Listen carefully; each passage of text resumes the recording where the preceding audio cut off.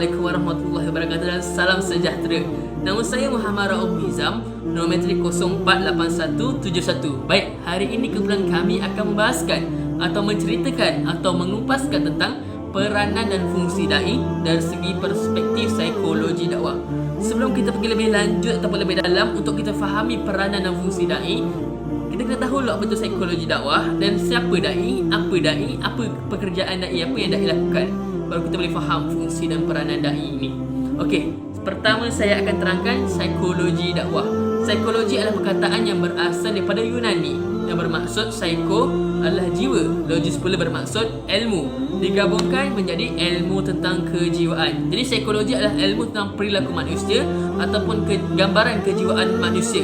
Jadi dakwah pula adalah ajakan ataupun seruan kepada beriman kepada Allah Subhanahu Wa Taala dan agama Islam. Jadi psikologi dakwah boleh diartikan sebagai satu ilmu tentang perilaku manusia ataupun gambaran jiwa manusia yang khusus untuk beriman dan bertakwa kepada Allah Subhanahu Wa Taala. Untuk kita fahami dengan lebih dekat ataupun kita mudah untuk fahami, kita boleh artikan psikologi dakwah sebagai satu pendekatan dakwah dengan cara pendekatan kejiwaan. Okey, dah faham apa itu psikologi dakwah? Sekarang kita nak tahu apa itu dai, siapa dai dan apa dai lakukan. Okey, yang pertama dai ini, dai adalah perkataan yang berasal daripada bahasa Arab yang merujuk kepada muzakkar, yang bererti orang yang mengajak atau orang yang menyeru. Jika muannas akan jadi daiyah. Jadi arti dai adalah orang yang mengajak ataupun menyeru kepada beriman kepada Allah SWT dan agama Islam. Jadi dai adalah tugasnya menyebar luaskan agama Islam dan untuk mengajak orang beriman kepada Allah SWT dan beramal soleh kepadanya, tidak kira secara langsung ataupun tidak langsung melalui perbuatan, lisan ataupun penulisannya. Jadi dai juga boleh diibaratkan sebagai guide ataupun orang yang menunjuk arah, kerana dai akan memberi guideline ataupun garis panduan kepada madu'unya tentang apa yang perlu dilakukan dan apa yang perlu ditinggalkan berdasarkan perintah Allah Subhanahu Wa Taala. Jadi poin penting kat sini, dai adalah orang yang mengajak dan menyeru kepada Allah Subhanahu Wa Taala dan beriman kepadanya. Itu adalah dai. Sekarang kita dah tahu dai dan apa itu psikologi dakwah. Sekarang kita nak tahu peranan dan fungsinya. Jadi untuk mengetahui lebih dalam tentang peranan dan fungsi dai dari segi perspektif psikologi dakwah, teruskan menonton video ini dan akan disambung oleh rakan-rakan yang lain yang lebih handsome dan lebih arif tentang psikologi dakwah ini. Okey, itu saja dari saya. Assalamualaikum warahmatullahi wabarakatuh. Assalamualaikum warahmatullahi wabarakatuh. Nama saya Ahmad Fauzi bin Abdul Rahman, nombor metrik 048237. Hari ini saya akan bawakan kepada anda tentang tajuk kepribadian sifat rohani. Keberhasilan dakwah ditentukan oleh sifat rohani yang ada pada seorang dai. Jika baik sifat rohani para dai tersebut, maka baiklah amalannya, baiklah keberhasilan dakwah yang dihasilkan. Oleh itu maka pentinglah sifat rohani yang baik untuk dimiliki oleh para dai untuk meneruskan aktiviti dakwah ini. Antara sifat-sifat rohani yang baik adalah yang pertama, beriman dan bertakwa kepada Allah Subhanahu Wa Taala. Takwa dengan arti yang sebenarnya, iaitu melakukan apa yang diperintah oleh Allah Subhanahu Wa Taala dan menjauhi segala larangannya, menjauhi segala apa yang dicegah olehnya, sesuai dengan firman Allah Subhanahu Wa Taala dalam surah Al-Baqarah ayat 44 yang berbunyi, atamuruna an-nasa bil birri wa tansawna anfusakum wa antum tatluna al-kitab afala ta'qilun. Yang bermaksud, mengapa kamu menyuruh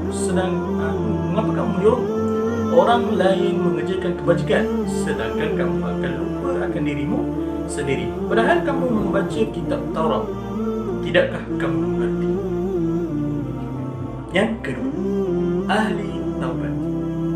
Dengan sifat taubat, para dai boleh merealisasikan dakwah secara berkesan, kerana dengan sifat taubat yang dimiliki oleh seorang dai, maka dai tersebut akan menghasilkan rasa gerun dan takut untuk melakukan maksiat, melakukan kekejian yang dilarang oleh Allah Subhanahu Wa Taala. Yang ketiga, ahli ibadah. Jika seseorang itu beriman kepada Allah dan disulami dengan mahu ikut jalan dakwah, semestinya dia adalah orang yang selalu melakukan amal ibadah yang disuruh oleh Allah. Malahan apa yang sunat yang boleh dikatakan sebagai penambah amal ibadah untuk. Yang keempat, amanah dan siddiq. Amanah bermaksud dipercayai dan siddiq bermaksud jujur. Dua sifat ini adalah sifat yang saling bersama, kerana tiada manusia yang jujur tapi tidak ada kepercayaan, dan juga tidak ada manusia yang tak jujur tetapi dipercayai oleh orang ramai. Maka di sini sifat ini sangat penting bagi seorang dai untuk menambahkan lagi kepastian dalam diri manusia untuk mempercayai dakwah yang kita bawa ini adalah dakwah yang benar. Yang kelima, tidak memiliki sifat egois. Dengan menunjukkan keakuan, keegoan, dia akan merangsangkan sesuatu yang tidak baik pada seorang manusia. Kerana orang bersifat keakuan, keegoan, dia akan merasakan kepentingan mementingkan diri sendiri. Maka sifat ini perlu ditegah oleh para dai dalam diri mereka untuk merealisasikan dakwah yang berkesan. Itu sahaja 5 sifat rohani yang saya bawakan untuk direalisasikan dalam diri para dai supaya keberhasilan dakwah itu akan menjadi terbaik. Alhamdulillah, bersama saya Muhammad Azim bin Rahim 048604 dalam membicarakan tentang sikap seorang dai. Ya benar, sikap seorang dai menjadi tunjang utama ataupun faktor penting dalam berdakwah. Kerana apa? Mad'u akan melihat siapa yang berdakwah, bagaimana ciri yang berdakwah, apakah sikap seorang pendakwah. Mari kita lihat. Yang pertama, sikap seorang dai mestilah berakhlak mulia. Ya benar. Ya, seperti pepatah mengatakan, melihat apa yang dikatakan, bukan melihat siapa yang mengatakan. Akan tetapi kita kena ingat Rasulullah SAW sendiri berdakwah, innama bu'istu liutammima salihal akhlak. Sesungguhnya aku Rasulullah diutuskan untuk menyempurnakan akhlak. Nampak? Rasulullah sendiri diutuskan sebagai menjadi akhlak yang mulia. Kita ni sebagai seorang dai untuk mempengaruhi mad'u kita mengajak kepada kebaikan, kita menyeru kepada kebajikan, tetapi kita sendiri yang berakhlak buruk, bagaimana untuk menunjukkan keberhasilan dakwah kita. Dan yang kedua ialah menjadi tauladan. Nampak? Tauladan. Bagaimana kita kata tauladan? Yang pertama tadi kita kata menunjuk sikap yang baik. Yang kedua tauladan. Seperti mana Rasulullah, laqad kana Rasulullah uswatun hasanah. Rasulullah sendiri menjadi role model kepada umat Islam, kepada umat bukan Islam. Rasulullah menjadi contoh kepada kita. Nampak? Dengan akhlak yang mulia tadi membolehkan kita menjadi tauladan kepada madu-madu kita. Dan yang ketiga ialah berdisiplin dan bijaksana. Kita dalam berdakwah sebagai seorang dai mestilah berdisiplin. Contoh, kita kata kepada madu, jom kita pergi solat jemaah, kita kena solat jemaah. Tetapi sebagai seorang dai kita tak pergi solat jemaah. Bagaimana? Bijaksana pula dalam kerja dakwah kita. Kita mestilah menyusun strategi bagaimana kita nak bagi madu kita tu lekat dengan kita, berhasil dengan kita. Contohnya bawa pergi makan ke, belanja makan, lepak tepi pantai, tapi sambil-sambil tu kita bawa mesej-mesej yang baik. Itu salah satu cara yang bijak sebagai seorang dai dalam kerja dakwahnya. Dan yang keempat ialah warak dan berwibawa. Warak ini amat penting kerana dia orang kata apa, siqah dalam diri sebagai seorang dai. Bagaimana warak tu? Warak ni katakan contoh, kita cakap dengan berhemah, menjaga tutur kata, pakaian yang sesuai. Tak bolehlah kita nak pakai pakaian jin atau pakai semua jin, kata-kata nak berdakwah. Macam mana? Okey, yang kelima, kita mestilah berpandangan luas. Berpandangan luas macam mana? Berpandangan luas sebenarnya kita tak boleh berpandangan yang sempit. Okey, kalau kita berpandangan sempit, seolah-olah kita bercakap mengikut kita punya nafsu, mengikut kita punya hawa nafsu, sehingga mana membolehkan mad'u itu benci kepada kita. Kadang-kadang ianya membawa matlamat politik, membawa matlamat untuk memuaskan hati sendiri. Kenapa? Mengikut kemahuan masing-masing. Itu yang dikatakan kita mesti berpandangan yang luas. Dan yang keenam, berpengetahuan yang cukup. Kita nak berdakwah, kita kena pengetahuan yang cukup.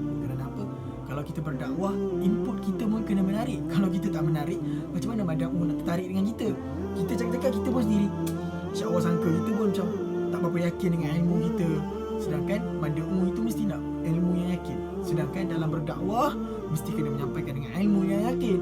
Kalau tidak, bagaimana mad'u nak percaya dengan kita sedangkan ilmu kita sendiri pun kita tidak yakin.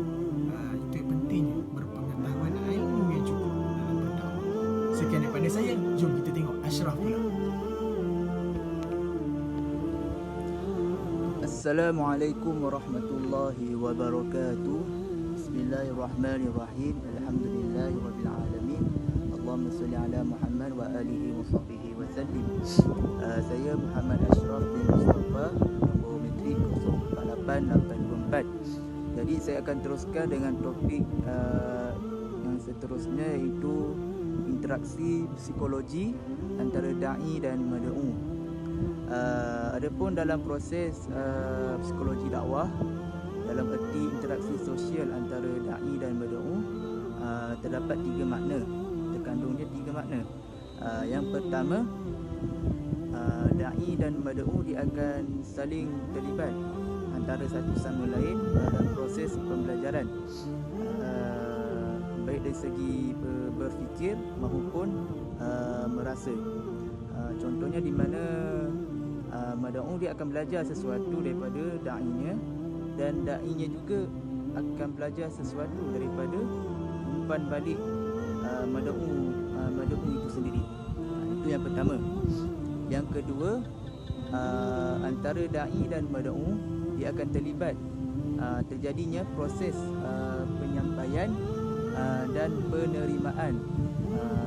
Contohnya lambang-lambang dalam berkomunikasi, contohnya seperti bertepuk tangan. Seorang mad'u itu dia bertepuk tangan, tanda dia suka atau dia terima apa yang disampaikan oleh dai-nya.